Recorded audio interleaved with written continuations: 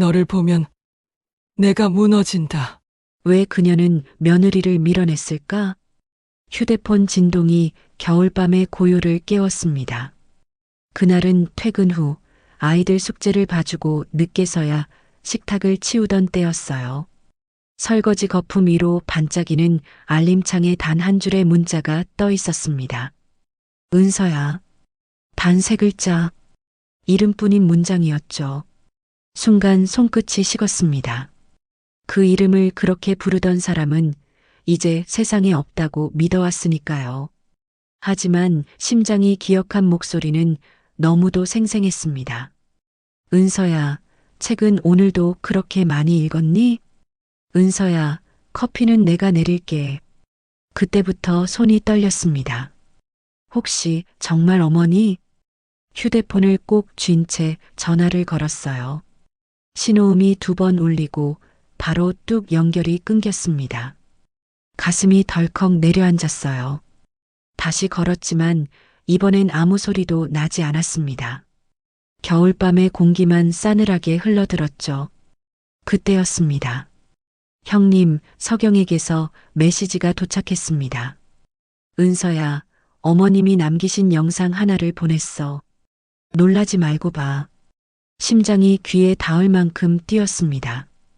영상 속의 첫 장면 희미한 빛 아래 낯익은 얼굴이 조심스럽게 카메라를 향해 고개를 들었습니다. 박순자, 내 시어머니. 하지만 너무 작아지고 말라버린 모습이었어요. 은서야, 참 오랜만에 불러보네. 꿈에서만 부르다 이렇게 입에 올리니 이상하게 낯설지가 않다. 어눌한 발음, 흔들리는 눈동자. 그 안에는 내가 기억하던 단단한 어머니의 기운은 없었어요. 어머니는 천천히 숨을 고르고 말을 이었습니다. 내가 널 밀어낸 건 미워서가 아니야. 젊은 내 삶을 우리 슬픔에 묶어두기 싫어서였지. 그리고 내가 늙어가는 게, 기억이 무너지는 게 너무 부끄러웠다. 은서야, 그래서 미안하다. 그 한마디에 세상이 조용해졌습니다. 주방의 시계 초침이 멈춘 것처럼 느껴졌어요. 어머니의 목소리는 끝내 떨렸고 화면 밖에서 누군가가 어머니, 그만하세요. 라고 속삭였습니다. 영상은 거기서 끝이 났습니다. 손에서 휴대폰이 미끄러졌어요. 바닥에 닿는 둔탁한 소리와 함께 눈물이 터졌습니다. 심장은 여전히 왜라는 말만 반복했어요. 어머니는 5해 전 남편 진우를 떠나보내고 나를 밀어냈습니다. 이제 그만 오자, 은서야. 너를 보면 내가 무너져. 그 말을 남기고 문을 닫았던 어머니. 그 이후로 연락 한 번 없었습니다. 대신 매달 23 날 내 통장에는 200만 원이 들어왔죠. 나는 그 돈을 아이들 이름으로 된 통장에 넣었습니다. 할인 피아노, 도윤 과학 탐구, 그리고 단 한 번도 돌려보내지 않았어요. 어머니가 내게 남긴 말없는 편지 같았으니까요. 하지만 오늘 그 침묵이 깨졌습니다. 이름 한 단어, 그 짧은 부름 하나로 내 세계가 흔들리고 있었어요. 창문 밖으로 첫눈이 내리고 있었습니다. 조용히 떨어지는 눈송이가 마치 영상 속 어머니의 시선 같았어요. 그 따뜻하고 슬픈 눈빛이 내 마음을 덮었습니다. 은서야, 내가 하루라도 덜 아프길 바랐어. 그 말이 귓가에 맴도는 듯 했어요. 나는 재킷을 꺼내 입고 모자와 장갑을 챙겼습니다. 서경에게 전화를 걸며 물었죠. 형님, 어머니 지금 어디 계세요? 서경은 잠시 말을 잃은 뒤 조용히 대답했습니다. 은서야, 지금은 말씀드리기 어려워. 어머니가 요즘 기억이 조금. 기억이요? 목이 막혀서 더는 말을 잇지 못했습니다. 영상의 마지막 장면이 떠올랐어요. 흔들리는 손, 약간의 침묵, 그리고 은서야, 내 이름 부르는 것만으로도 참 고맙다. 나는 거기에 모든 답이 들어있다는 걸 알았습니다. 그날 밤 아이들이 잠든 뒤 혼자 앉아 하얀 종이를 꺼냈습니다. 천천히 종이를 반으로 접고 또 접었습니다. 어머니가 좋아하던 하얀 종이약 한 마리를 완성했을 때 내 눈에서 또 눈물이 흘렀습니다. 어머니, 저 아직 거기서 한 발자국도 못 나왔어요. 손끝에 닿는 종이의 감촉이 어머니의 손 같았습니다. 차갑지만 분명 따뜻한 손길. 나는 그날 밤 한숨도 자지 못했습니다. 창문 밖에 눈이 새벽까지 내렸고 내 마음은 그 눈 아래에 묻힌 채 단 한 사람의 이름을 되뇌었죠. 어머니. 젊은 시절에 저는 세상에서 가장 조용한 공간을 사랑했어요. 책 냄새가 배어있는 도서관 한켠 책장을 넘길 때마다 나는 바스락 소리에 안정을 느꼈죠. 그곳이 제가 숨쉬는 법을 배우던 장소였습니다. 윤은서 씨 또 대출순위 1위예요. 관장이 웃으며 말할 때마다 저는 어쩐지 민망하면서도 뿌듯했습니다.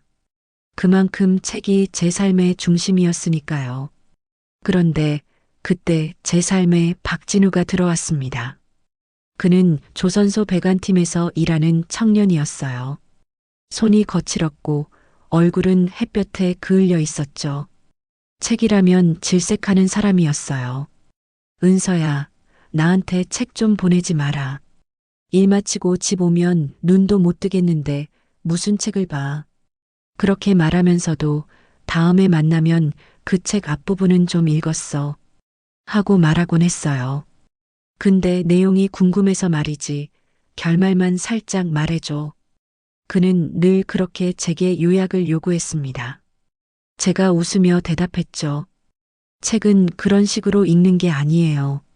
직접 읽어야 해요. 그럼 진우는 장난스럽게 제 어깨를 툭 치며 말했어요. 괜찮아. 부부는 일심동체라잖아. 너 읽은 건 나도 읽은 거지 뭐. 그 엉뚱한 말에 저는 한참을 웃었습니다. 그 웃음 속에서 이상하게 마음이 따뜻해졌죠. 저희 어머니는 동네 목욕탕 매점에서 일하셨어요. 밤 12시가 넘어야 문을 닫는 곳이었죠. 그 시절 동네에 수상한 사람이 돌아다닌다는 소문이 돌았어요. 제가 밤마다 어머니를 마중 나가겠다고 하자 진우가 말했죠. 그 시간에 내가 나가면 오히려 표적이 될 수도 있잖아. 내가 데려다 드릴게. 괜히 걱정 마. 그날 이후로 그는 밤마다 어머니를 차로 모셔다 드렸어요. 처음엔 어머니가 많이 미안해 하셨죠. 하지만 진우는 늘 웃으며 말했어요. 이게 제가 잠을 잘 자게 하는 일이라고요. 그 모습에 저는 마음 깊이 확신했어요. 이 사람이라면 내 가족이 되어도 좋겠다. 결혼을 준비하던 시절 진우의 부모님은 1억 원이라는 결혼 자금을 지원해 주셨어요. 저희 어머니는 고마워하면서도 마음이 불편하셨죠. 그래서 매점에서 몇 년 동안 모은 1,000만 원을 건네며 말씀하셨어요. 이 돈 혼수에 보태 써라. 저는 그 돈의 무게를 알고 있었어요. 어머니 손에 새겨진 굳은 살이 바로 그 무게였으니까요. 하지만 진우는 그 돈을 곧장 어머니께 돌려드렸습니다. 장모님, 이건 제가 받은 걸로 할게요. 그 대신 나중에 배고프면 밥 한 그릇만 주세요. 그게 훨씬 좋습니다. 어머니는 울먹이셨고 진우는 정말 잘 살게요. 라며 두 손을 잡았죠. 그날 저는 처음으로 이 남자가 내 인생의 복이다라고 느꼈어요. 결혼 후 시댁에 처음 갔을 때 제 앞에 펼쳐진 세상은 참 낯설었습니다. 조용한 도서관과는 달리 사람의 온기와 목소리가 넘쳤죠. 시아버지 박동훈, 시어머니 박순자, 시숙 박민재, 형님 서경. 그리고 나. 그 집은 늘 웃음소리가 가득했어요. 동훈 어른은 책을 사랑하는 분이셨어요. 처음 저를 보자마자 서재로 데려가셨죠. 방 벽면을 가득 채운 책들이 빽빽히 서 있었어요. 웬만한 도서관보다 낫지 않나? 하며 웃으시던 그분의 눈빛이 아직도 선명합니다. 순자 어머니는 제가 책을 읽고 있으면 늘 커피를 내오셨어요. 책 읽는 모습이 참 보기 좋다. 그렇게 말씀하시곤 제 옆자리에 살짝 앉아 계셨죠. 그분의 미소는 세상에서 가장 따뜻한 불빛 같았어요. 형님 서경은 복지회관에서 영어를 가르쳤어요. 몸이 약해 자주 아프셨지만 늘 밝고 단단했죠. 은서야, 난 아이들이랑 있으면 오히려 마음이 편해. 그는 장애를 가진 아이들을 가르치며 그들을 자식처럼 돌보았어요. 처음엔 조금 낯설었지만 시간이 지날수록 시댁은 제게 가족이 됐습니다. 다들 서로를 배려했고 밥상 위엔 웃음이 끊이지 않았어요. 저는 매일같이 감사했어요. 이런 집안에 들어온 게 참 행운이구나. 그때는 몰랐어요. 그 웃음이 얼마나 덧없는 기적이었는지를. 어느 여름날 시어머니가 제게 물으셨어요. 은서야, 넌 책만 보면 세상이 다 좋아 보여? 네, 어머님. 책 속에선 누구도 완전히 나쁘지 않아요. 순자 어머니는 그 말을 듣고 천천히 미소 지으셨죠. 그런 마음이면 우리 가족도 오래오래 따뜻하겠네. 그날 이후 저는 그 말이 약속처럼 마음속에 새겨졌어요. 그 약속이 깨지게 될 줄은 정말 몰랐습니다. 시간이 흐르며 저희는 조금씩 서로의 습관에 익숙해졌습니다. 저는 아이를 품었고 시댁은 그 소식에 크게 기뻐했어요. 형님 서경은 제 손을 꼭 잡으며 말했죠. 내가 아이를 낳진 못했지만 우리 조카는 내 자식처럼 아낄 거야. 그날 밤 저는 눈물로 베개를 적셨습니다. 이렇게 아름다운 가족 안에 있다는 사실이 감사했어요. 그때까지만 해도 세상은 너무 평화로웠습니다. 책 냄새, 커피 향기, 웃음소리. 그 모든 게 영원할 줄 알았죠. 하지만 행복의 순간이 가장 빛날 때 늘 그림자는 그 뒤에 숨어 있는 법이더군요. 그림자가 다가오고 있었어요. 우리의 평범했던 삶을 뒤집을 첫 번째 상실의 밤이. 그날 저녁 평소처럼 평온했어요. 남편 진우는 퇴근 후 샤워를 하고 딸 할인과 아들 도윤을 무릎에 앉혀 장난을 치고 있었죠. 저는 부엌에서 된장국을 끓이며 김이 피어오르는 냄비를 바라봤습니다. 오늘따라 국물이 참 맑다. 진우의 목소리가 들렸어요. 그때는 아무도 몰랐습니다. 그날이 그 웃음이 우리 가족의 마지막 평화로운 저녁이라는 거리요. 다음 날 아침 시아버지 박동훈 어른께서 조깅을 나가신다고 하셨습니다. 매일 아침 6시에 나가던 분이었죠. 은서야, 오늘은 날이 포근하네. 눈 오는 대신 바람이 부는 게 기분 좋다. 네, 아버님. 너무 멀리 가지 마세요. 저는 웃으며 대답했습니다. 하지만 그날 아버님은 돌아오지 않으셨어요. 오전 9시쯤 형님 서경에게 전화가 걸려왔습니다. 은서야, 아버님이 역에서 쓰러지셨대. 지금 병원으로 옮기셨대. 귀가 멍해졌어요. 주방의 그릇이 손에서 미끄러져 깨지는 소리도 듣지 못했죠. 병원으로 달려가니 응급실 앞이 소란스러웠어요. 하얀 조명을 뚫고 나온 의사는 침통한 얼굴이었죠. 가족분들이시죠? 죄송합니다. 심정지 후 뇌손상이 심해 회복이 어렵습니다. 순자 어머니는 주저앉아 손으로 입을 막았고 진우는 하얗게 질린 얼굴로 무슨 말씀이세요?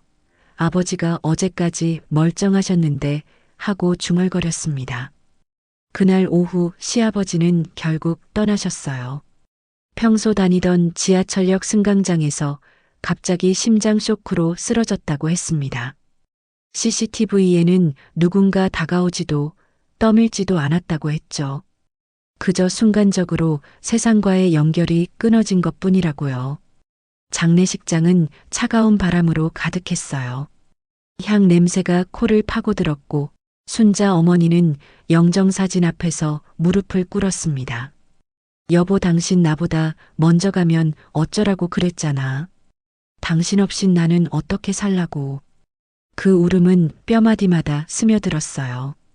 진우와 시숙, 박민재는 아무 말도 못하고 고개만 숙였죠. 저는 아이들을 품에 안고 그저 침묵했습니다. 며칠 뒤 회사 측에서 연락이 왔어요.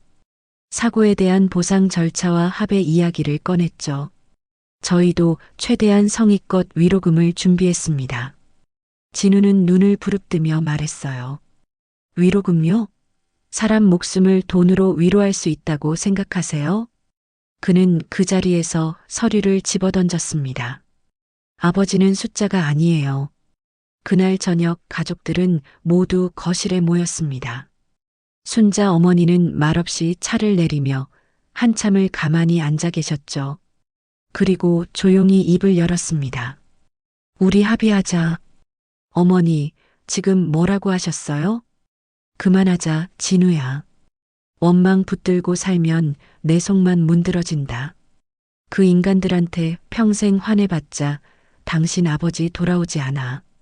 순간 진우의 목소리가 떨렸어요. 어머니, 그건 너무한 말씀 아닙니까? 아니, 너무한 게 아니야. 그냥 내가 더 이상 못 버티겠다는 뜻이야. 순자의 눈에 피로가 고여 있었어요.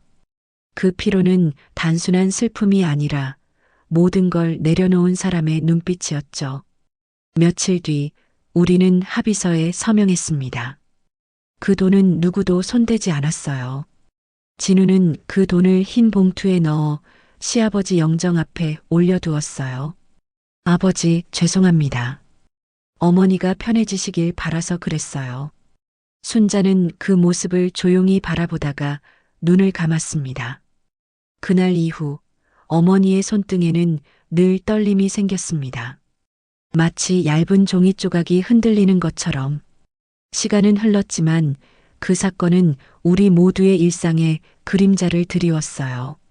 식탁 위엔 예전처럼 웃음이 없었고 가끔 밥그릇이 부딪히는 소리만 공허하게 울렸습니다. 진우는 퇴근 후에도 말이 적어졌고 순자 어머니는 새벽마다 거실불을 켜둔 채 잠들지 못했어요. 저는 그런 가족들을 바라보며 마음속으로 기도했습니다. 제발 우리 조금만이라도 괜찮아지게 해주세요. 하지만 시간은 잔인했죠. 어머니의 마음속 상처는 아물지 않았고 진우는 점점 불안해졌습니다. 은서야, 세상은 너무 쉽게 사람을 잊는 것 같아. 우리라도 아버지를 기억하자. 그 말이 유난히 슬프게 들렸습니다. 기억하자. 그 말이 나중에 우리 가족의 또 다른 상처가 될 줄은 몰랐습니다. 그해 겨울, 순자 어머니는 작은 상자 하나를 제게 건네셨어요. 이건 아버지가 생전에 가장 아끼던 책이야. 좋은 구절마다 표시해 두셨더라. 책을 펼치니 한 문장이 밑줄 그어져 있었어요. 사람의 죽음은 사라짐이 아니라 기억으로 옮겨지는 것일 뿐이다. 그 문장을 읽는 순간 눈물이 흐르며 손끝이 떨렸습니다. 순자 어머니가 나직이 말했죠. 우리 그 말처럼 살자. 사라진 게 아니라 옮겨진 거라고 믿자. 그날 이후 저는 매일 그 책을 폈습니다. 밑줄 아래에서 묘하게 따뜻한 온기를 느꼈어요. 마치 시아버지가 여전히 우리 곁에 있는 듯 했죠. 하지만 평온은 오래가지 않았습니다. 시간이 흘러도 상실은 새로운 얼굴로 찾아왔고 그림자는 다시 우리 집 문턱을 넘고 있었습니다. 진우의 일터에서 이상한 소식이 들려오기 시작했어요. 안전 센서가 고장났는데 교체를 미룬다더라. 그 말이 귓가를 맴돌았습니다. 왠지 모를 불안이 마음을 파고들었죠. 그때는 몰랐습니다. 그 불안이 다음 계절의 두 번째 상실로 이어질 줄은. 바람이 유난히 차갑던 날이었어요. 새벽 하늘은 유리처럼 파랬고 진우는 평소보다 일찍 집을 나섰습니다. 장갑을 끼며 웃었죠. 오늘 일찍 끝나면 어묵탕 해 먹자. 그 말이 마지막 인사가 될 줄은 몰랐습니다. 저는 그 웃음을 부엌 창문 너머로 오래 바라봤어요. 이상하게 마음이 쿵 내려앉았거든요. 이유는 없었지만 조용한 불길함이 등에 붙었습니다. 해가 중천에 올랐을 때 모르는 번호가 울렸습니다. 낯선 남자의 단단한 목소리였어요. 보호자분이십니까? 박진우 씨가 작업 중 의식을 잃어 병원으로 이송되었습니다. 순간 심장이 비어버렸습니다. 발끝에서부터 힘이 빠졌어요. 저는 아무 말도 못하고 고개만 끄덕였습니다. 보이지 않는 사람이 내 어깨를 밀어 복도로 떠밀어내는 느낌이었죠. 병원에 도착하자 복도는 희뿌연 냄새로 가득했습니다. 의사는 짧게, 너무 짧게 말했어요. 죄송합니다. 산소 결핍이었습니다. 그 말이 제 귓속에서 느리게 퍼져나갔어요. 산, 소, 결, 피. 제가 붙잡은 건 침대 난간도 하늘도 아니었습니다. 그때 저는 그냥 무너졌어요. 바닥이 차갑다 그 생각만 남았고 눈물은 멋대로 흘렀습니다. 순자가 뛰어왔어요. 숨이 가쁜 얼굴로 제 팔을 꼭 붙들었습니다. 우리 은서, 우리 불쌍한 은서. 그 목소리에 가슴이 일그러졌습니다. 안에서 뭔가가 툭 하고 끊어졌습니다. 진우가 없는 밤이 한꺼번에 몰려왔거든요. 장례식 내내 저는 꿈속에 있는 사람 같았어요. 할인과 도윤은 울지도 못한 채 제 손목을 꼭 잡고 섰습니다. 민재와 서경은 묵묵히 곁을 지켰어요. 향 냄새가 깊게 스며들었습니다. 밤이 될수록 눈이 따갑고 마음은 더 시려졌습니다. 누가 제게 말을 걸면 고개만 끄덕였어요. 뜻도 모른 채 장례가 끝나자마자 조선소에서 사람들이 찾아왔습니다. 양복의 주름이 반듯했죠. 그중 한 사람이 명함을 내밀었습니다. 오창수 안전팀장. 그는 서류철을 탁자 위에 올리고 낮은 목소리로 말했어요. 안타까운 사고입니다. 그러나 규정에 따라 진행하던 작업이었고 개인 보호구 미착용이 원인이 된 것으로 보입니다. 순간 귀에서 심한 소리가 났습니다. 저는 천천히 의자를 밀고 일어났어요. 진우는 보호구를 빼지 않아요. 습관처럼 확인하는 사람이에요. 오창수는 표정 하나 바꾸지 않았습니다. 유가족분 심정 이해합니다. 다만 회사로선 근거가 필요합니다. 그는 합의서를 꺼냈습니다. 숫자가 선명했죠. 이 금액이면 생활에 보탬이 되실 겁니다. 서로 길게 가는 것보다. 그 말이 끝나기도 전에 민재가 책상을 치며 일어났습니다. 사람 목숨값 흥정하려고 온 겁니까? 서경의 손등이 하얗게 질렸어요. 저는 그들의 얼굴을 번갈아 보다가 조용히 말했습니다. 돌아가세요. 아직은 아무것도 못 봤습니다. 문이 닫히고 나서야 다리가 풀렸습니다. 바닥에 주저앉아 숨을 몰아 쉬었습니다. 그날 밤 저는 한숨도 못 잤어요. 침대에 누우면 진우의 발소리가 들리는 것 같았고 부엌불을 켜면 등 뒤에서 은서야 하고 부르는 듯 했죠.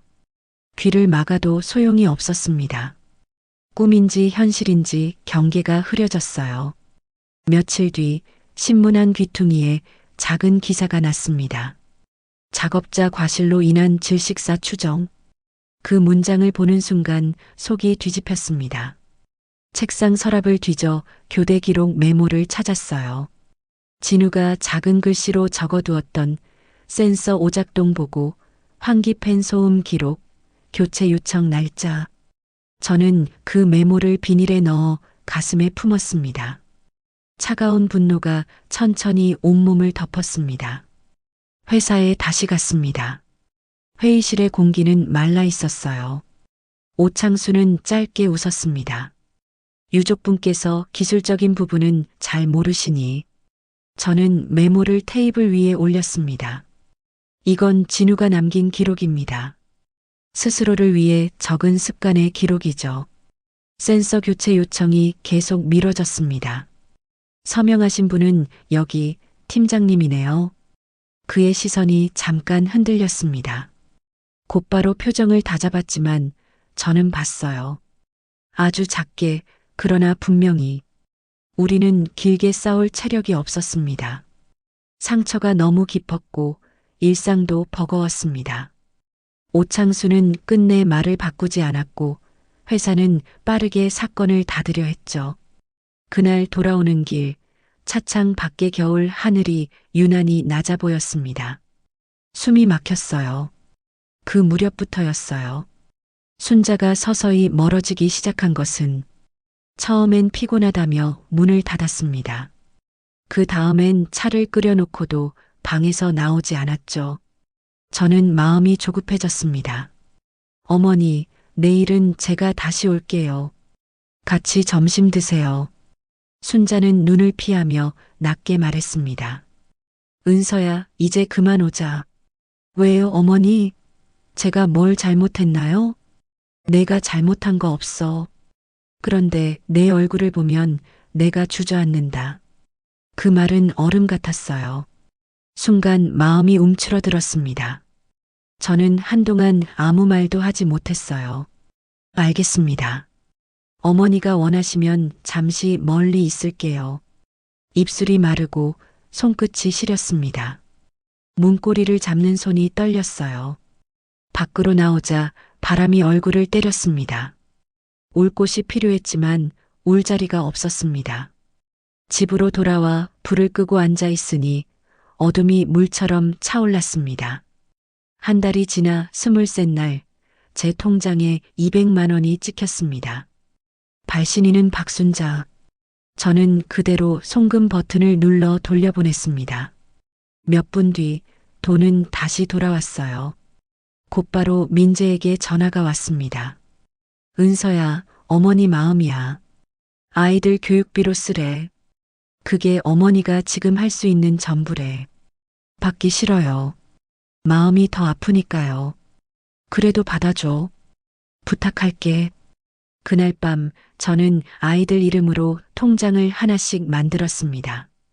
입금 내역을 메모지에 적어 투명 카드에 끼웠어요. 할인 피아노 등록비, 도윤 과학 탐구 교재. 눈물이 카드 위로 똑똑 떨어졌습니다. 손등으로 훔쳤지만 금세 또 고였습니다. 말 대신 오는 돈. 미안함의 점자 같았습니다. 눈을 감고 있으면 그 점들이 손끝에 만져졌습니다. 그 후로도 매달 23 날이면 금액이 정확히 들어왔습니다. 숫자는 변하지 않았고 문장은 없었습니다. 저는 숫자를 읽는 대신 이름을 불렀습니다. 진우, 순자. 마음속에서 조용히 밤마다 꿈이 찾아왔습니다. 진우가 등 뒤에서 말없이 서 있었습니다. 돌아보면 사라졌고 부르면 멀어졌습니다. 나는 바닥을 손으로 더듬어 종이약을 하나 더 접었어요. 접힌 선을 따라 숨을 골랐습니다. 은서야. 어디선가 아주 낮은 목소리가 들렸습니다. 환청 같았고 기도 같았습니다. 그 겨울 저는 비로소 알았어요. 사랑이 때로는 멀어지는 모양으로도 남는다는 걸요. 누군가의 살아있음은 손을 잡는 일이기도 하지만 손을 놓아주는 일이기도 하다는 걸요. 그러나 손을 놓아도 완전히 사라지지는 않는다는 것도요. 이름은 남고 습관은 남고 기록은 남습니다. 그리고 아주 나중에야 알게 되죠. 그 거리가 버림이 아니라 버티기 위한 배려였다는 사실을. 그 깨달음은 아직 멀리 있었지만 이미 제 발밑 어딘가에서 조용히 자라고 있었습니다. 다음 23 날을 기다리는 달력처럼 말없이. 영상이 끝나고 방 안이 조용해졌습니다. 난로 불빛이 작게 떨렸고 제 손에서는 식은땀이 났어요. 이름 하나가 가슴을 오래 문질렀습니다. 은서야. 그 부름이 마음속 가장 깊은 서랍을 열어젖혔어요. 저는 겁이 났지만 주저앉지 않으려고 코트를 집어들었습니다. 서경에게 전화를 걸어 말했죠. 형님, 내일 뵐게요. 저 어머니 보고 싶어요. 잠깐의 침묵 끝에 서경이 낮게 답했습니다. 오늘은 안 돼. 어머니 컨디션이 들쭉날쭉해. 조금만 기다려. 기다리란 말이 칼처럼 들렸어요. 마음이 쓴맛을 삼켰습니다. 다음 날 저는 카드박스를 가방에 넣었습니다. 이름표, 메모지, 얇은 사각종이, 손끝이 익힌 제 방식들이었어요. 시댁 대문 앞에 서니 다리가 잠시 굳었습니다. 겨울바람이 목을 스쳤고 초인종 소리는 작게 떨렸습니다. 문이 열리자 민재가 막아섰어요. 은서야, 오늘은 좀. 형님, 제가 무릎 꿇을게요. 제발 어머니 만나게 해주세요. 제 목소리는 제 것 같지 않았어요. 바닥이 차가웠고 무릎에서 둔한 통증이 올라왔습니다. 서경이 뛰어나와 저를 부축했어요. 일어나. 우리 들어가자.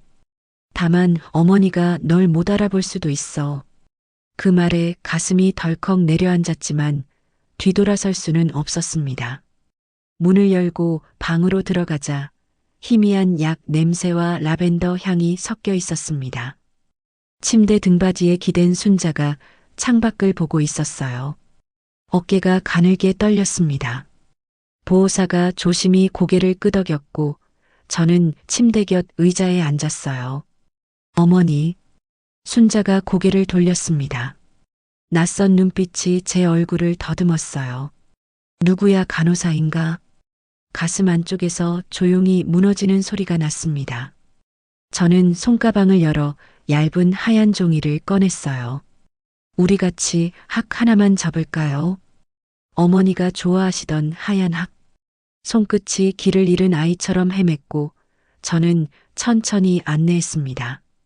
한 번 접고 또 한 번 접고 모서리를 맞추고 부리와 꼬리를 세웠습니다. 여기 조금만 더. 순자의 손가락이 제 손등을 스쳤습니다. 아주 미세한 그러나 확실한 온기였습니다. 예쁘다, 내가 했니? 같이 했어요, 어머니. 탁자 위에는 아직 이름이 비어있는 투명 카드가 놓여 있었어요. 저는 펜을 들어 천천히 적었습니다. 박순자. 글자가 떨렸지만 분명했어요. 어머니 이름 여기 있어요. 제가 매일 써드릴게요. 순자의 눈이 카드로 갔다가 제 얼굴로 돌아왔습니다. 은서? 그 한 음절이 거친 숨 사이로 걸어 나왔습니다. 순간 안에서 무언가가 환하게 켜졌어요.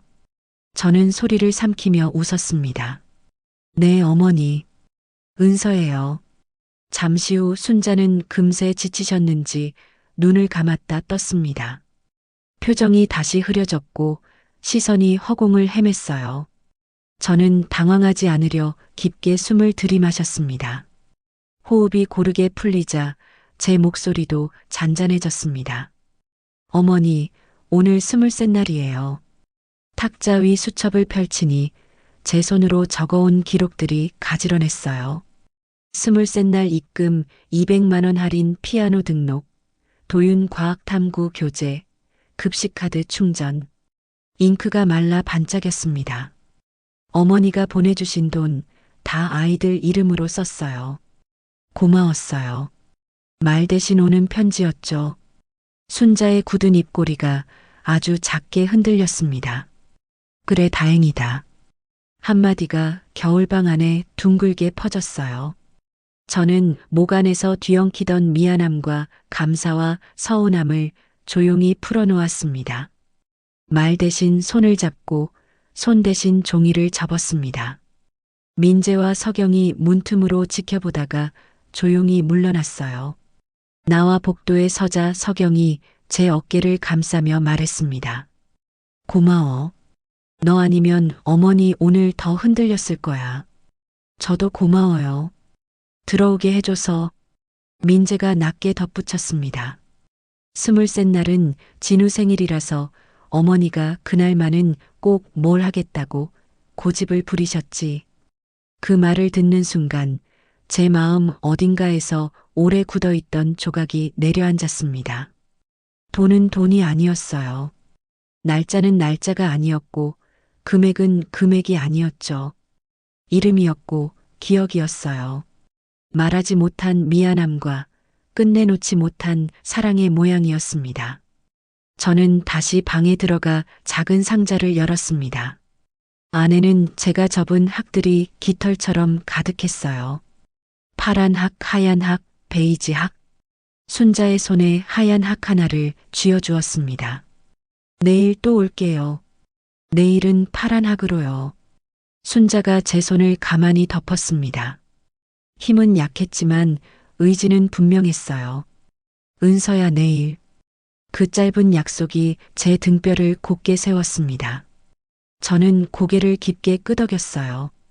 집으로 돌아오는 길에 눈발이 흩어졌습니다. 저는 가방에서 빈 카드 하나를 꺼내 적었습니다. 기억. 그리고 그 아래에 아주 천천히 썼어요. 사람은 이름으로 남는다.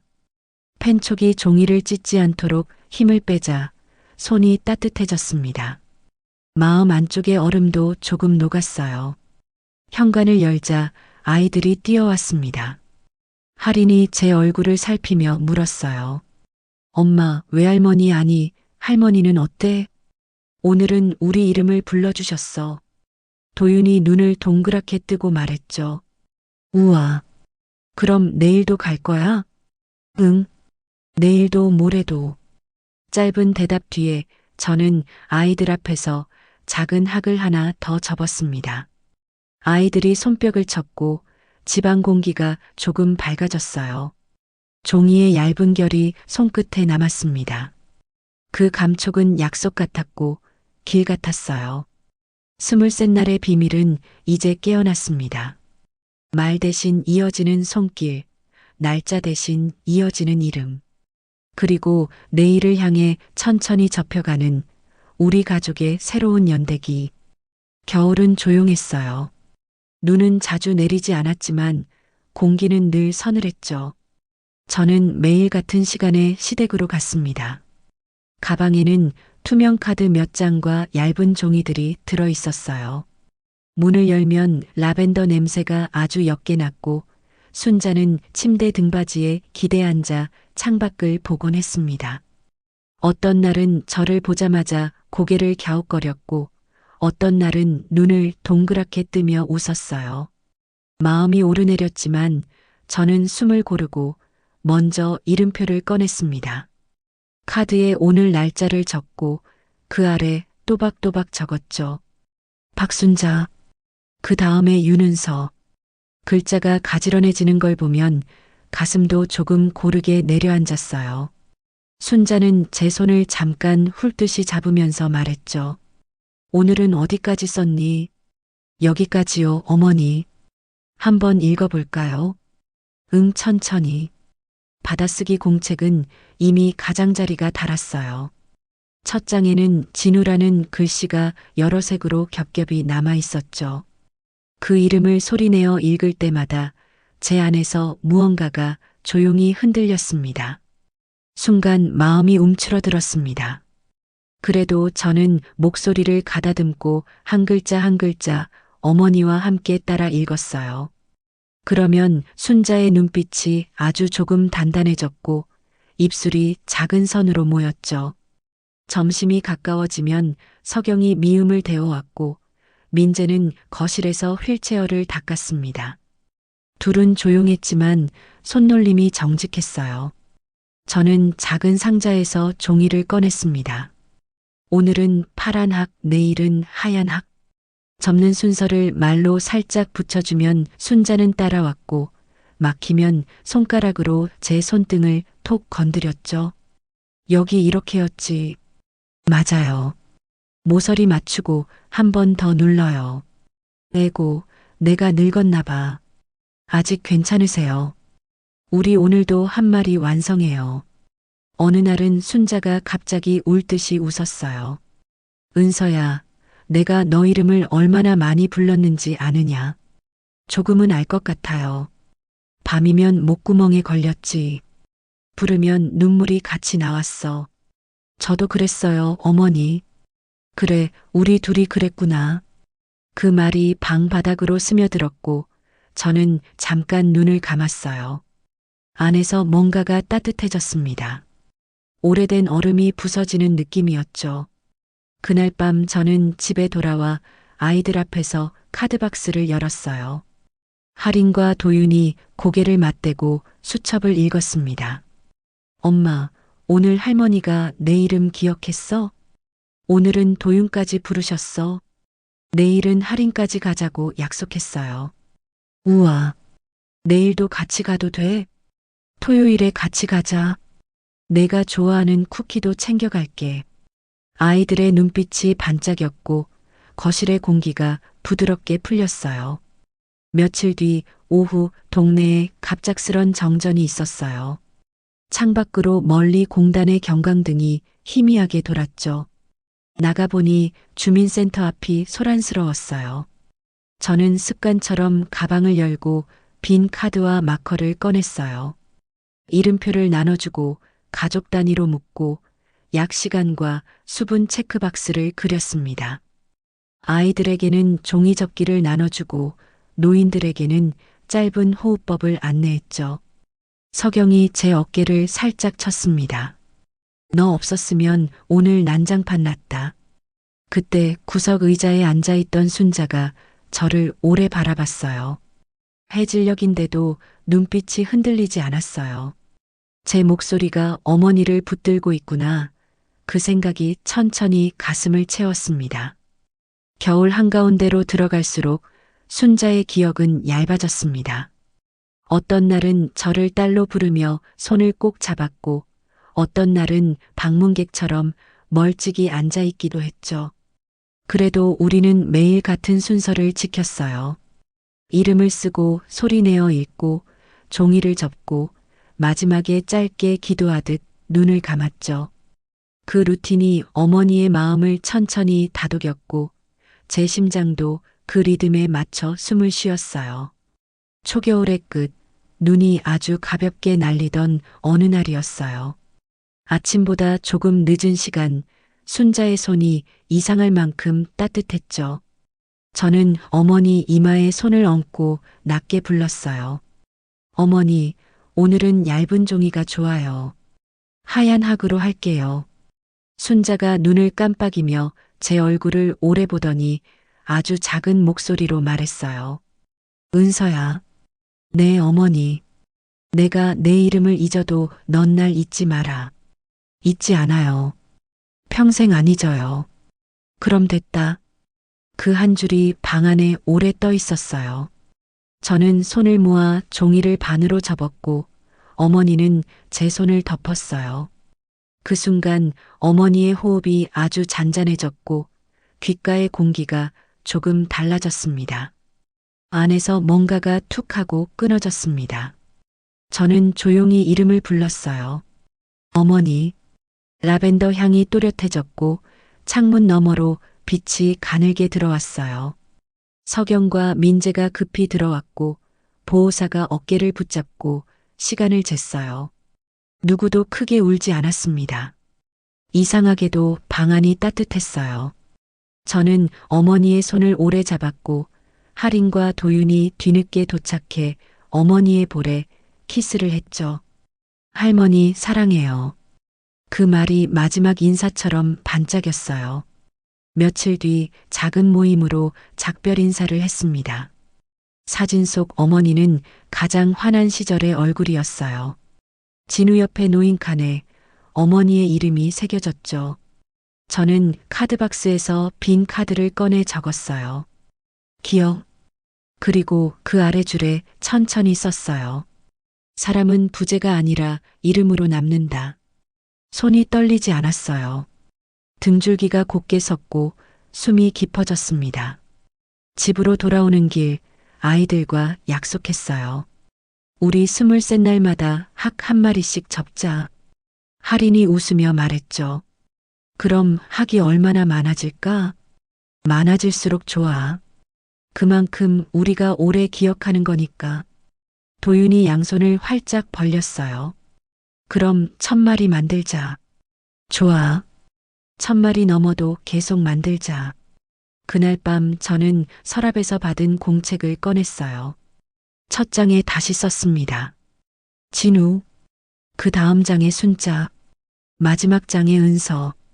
이름이 나란히 놓이니 마음이 잔잔해졌어요. 저는 조용히 속삭였죠. 괜찮아요. 내 방식으로 잘하고 있어요. 23 날은 다시 돌아옵니다. 통장 알림은 조용하지만 우리는 약속대로 학을 접어요. 접힌 선 사이로 빛이 스며들고 이름들이 반짝였어요. 저는 알았어요.